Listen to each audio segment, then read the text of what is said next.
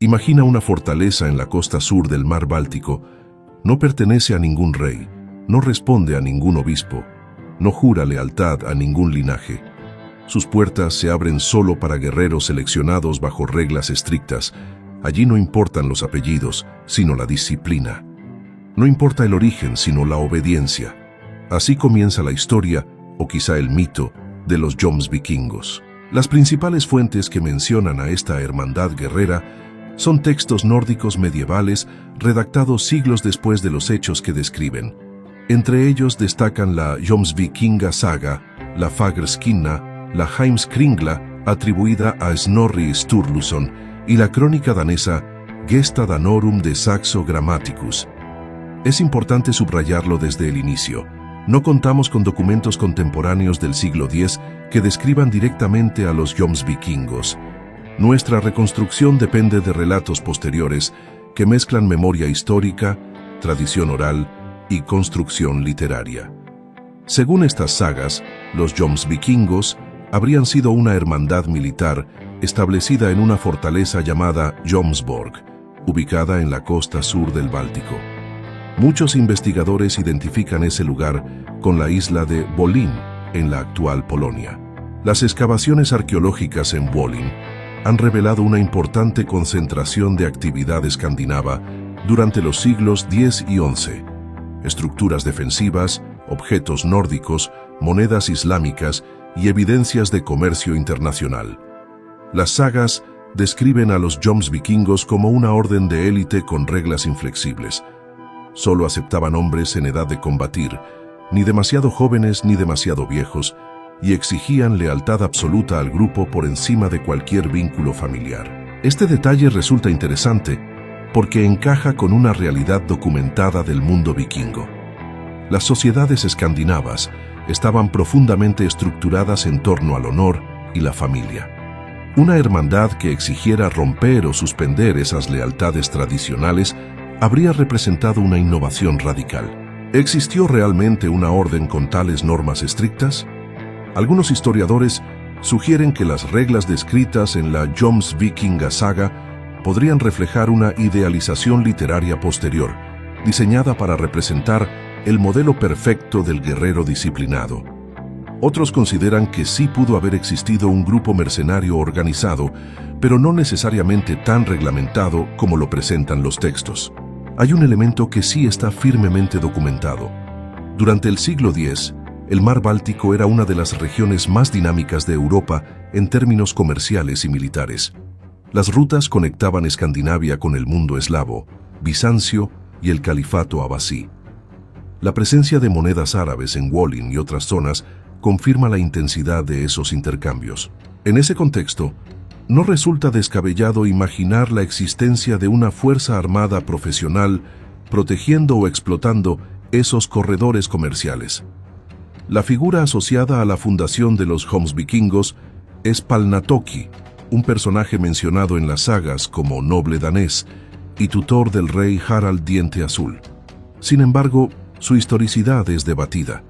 Algunos elementos de su biografía parecen claramente legendarios. La idea de que diseñó una especie de código marcial rígido puede reflejar más la visión medieval tardía del orden militar que una realidad exacta del siglo X. Lo que sí parece consistente es que en la región existieron grupos guerreros altamente organizados que actuaban como mercenarios al servicio de distintos reyes escandinavos. La política nórdica de la época estaba marcada por luchas internas, alianzas cambiantes y disputas por el poder. En ese escenario, una fuerza profesional bien entrenada podía inclinar el equilibrio en una guerra.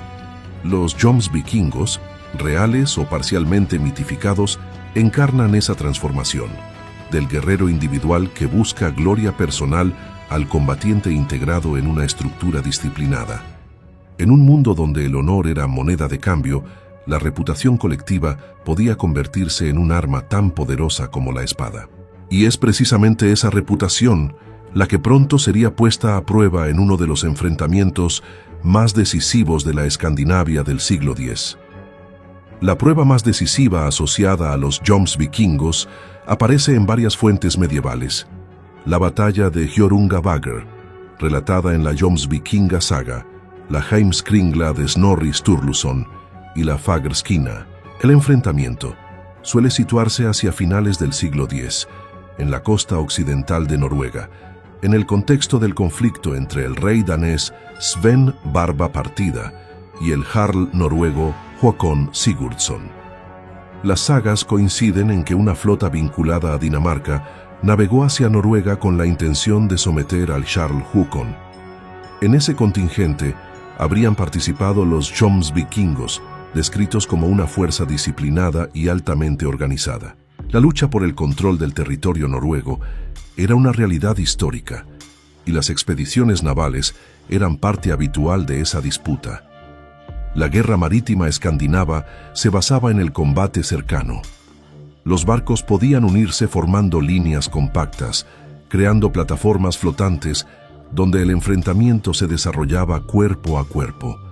En ese tipo de combate, la cohesión era esencial. Romper filas significaba exponer flancos y generar pánico. Las sagas insisten en que los Jomsvikingos mantenían la formación incluso bajo presión extrema. Aunque este detalle puede estar idealizado, refleja un principio táctico coherente con la guerra medieval. La disciplina colectiva aumentaba las probabilidades de supervivencia. El giro del relato ocurre cuando, según las fuentes, una tormenta repentina azotó el fiordo durante el combate. En la tradición narrativa, el jarl Håkon habría realizado sacrificios para invocar ayuda divina.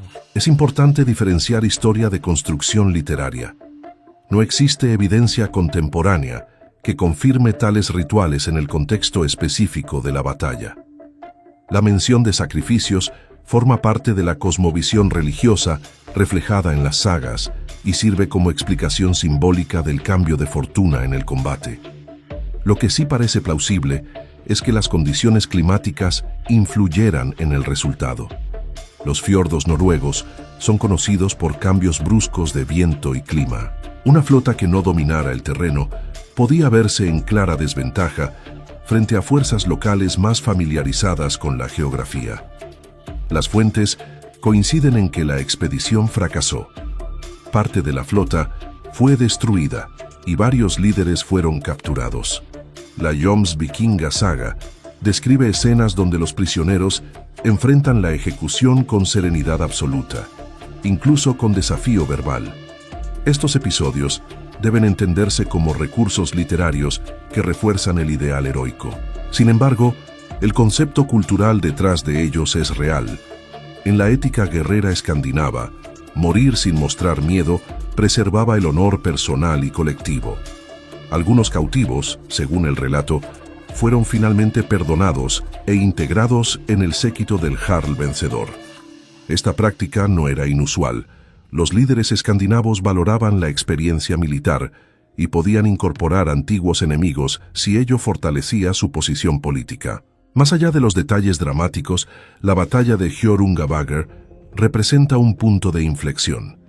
Si los Jomsvikingos existieron como organización estructurada, esta derrota debió afectar su cohesión y prestigio. La reputación de invencibilidad comenzó a resquebrajarse. El norte de Europa estaba entrando en una etapa de consolidación monárquica. Los reyes buscaban centralizar el poder y reducir la autonomía de grupos armados independientes. En ese nuevo escenario político, una hermandad guerrera que obedecía a su propio código podía convertirse en un actor incómodo. La leyenda sobrevivió, pero el mundo que había permitido el surgimiento de una orden militar autónoma estaba cambiando con rapidez. Tras Hjörungavágr, las fuentes no presentan una desaparición inmediata de los Jomsvikingos, pero sí revelan un cambio de equilibrio. La derrota debilitó la imagen de invulnerabilidad que las sagas habían construido en torno a la hermandad. Y en la política escandinava del cambio de milenio, la reputación era un recurso estratégico. A comienzos del siglo XI, el norte de Europa experimentaba transformaciones profundas. La cristianización avanzaba con fuerza, impulsada por monarcas como Sven Barba Partida, y más tarde, su hijo Canuto el Grande. El poder comenzaba a concentrarse en estructuras más estables y centralizadas. Los reyes ya no dependían únicamente de alianzas personales o de contingentes temporales de guerreros. Gradualmente, desarrollaron séquitos permanentes financiados mediante sistemas fiscales más organizados. Este proceso reducía el espacio para organizaciones armadas independientes. Si los Jomsvikingos funcionaron como una fuerza mercenaria relativamente autónoma, algo plausible dentro del contexto báltico del siglo X, su modelo chocaba directamente con la lógica emergente del Estado real. Un rey que aspiraba a monopolizar la violencia no podía tolerar la existencia de una hermandad militar que respondiera solo a sus propias normas. Las fuentes literarias no describen un acto final claro para Jomsborg. No existe un documento contemporáneo que registre su destrucción oficial. Algunas tradiciones posteriores mencionan que la fortaleza fue arrasada durante conflictos internos daneses. Otras versiones sugieren un abandono progresivo. Aquí entramos nuevamente en el terreno de la incertidumbre histórica. Las excavaciones en la isla de Wollin muestran que el asentamiento sufrió fases de destrucción y reconstrucción entre los siglos X y XI, pero no es posible afirmar con absoluta certeza que esos eventos correspondan directamente a la caída de una orden llamada Jomsvikingos. La conexión sigue siendo interpretativa, basada en la coincidencia geográfica y cronológica con los relatos de las sagas. Un elemento interesante es el hallazgo arqueológico en Ridgeway Hill, en Dorset, Inglaterra, donde se descubrió una fosa común con restos de hombres escandinavos ejecutados alrededor del año 1000. Los análisis isotópicos indican que provenían de distintas regiones del mundo nórdico y que mantenían una dieta rica en proteínas. Aunque no existe evidencia que los identifique como Jomsvikingos, algunos investigadores han especulado que podrían haber pertenecido a un contingente guerrero organizado. Esta hipótesis debe tratarse con cautela. No hay prueba directa que vincule ese hallazgo con la hermandad descrita en las sagas. Lo que sí es claro es que, durante el reinado de Canuto el Grande, se consolidaron fuerzas reales como los Housecarls, guerreros profesionales al servicio directo del rey. Estos cuerpos mantenían disciplina y entrenamiento constante, pero su lealtad estaba ligada al poder monárquico y financiada por estructuras estatales. En cierto sentido, el modelo del guerrero profesional sobrevivió, pero integrado dentro del aparato del Estado. Así, el concepto de una hermandad independiente, gobernada por un código propio, fue perdiendo relevancia frente a ejércitos que respondían a coronas centralizadas. El mundo que había permitido la aparición de los Jomsvikingos, redes comerciales abiertas, poder fragmentado y alianzas flexibles, estaba desapareciendo. La figura de los Jomsvikingos quedó entonces suspendida entre la historia y la literatura. ¿Fueron exactamente como los describen las sagas? Probablemente no. ¿Existió una base histórica real detrás del mito? Todo indica que sí. Grupos guerreros organizados, activos en el Báltico y vinculados a las luchas de poder escandinavas. Su legado no reside únicamente en la espada, sino en la idea. Representan el tránsito entre el guerrero tribal y el soldado profesional, entre la lealtad familiar y la disciplina colectiva, entre la violencia descentralizada y el monopolio estatal. Y quizá esa sea la verdadera lección que dejan. En el norte medieval, no solo cambiaron los reyes, cambió la manera misma de organizar la guerra. Si te interesan historias como esta, analizadas con base en fuentes históricas y separando la evidencia del mito, suscríbete al canal Furia Nórdica para no perder los próximos episodios. Déjanos en los comentarios tu opinión. ¿Crees que los Jomsvikingos fueron una hermandad real con reglas estrictas o una construcción literaria inspirada en guerreros históricos del Báltico?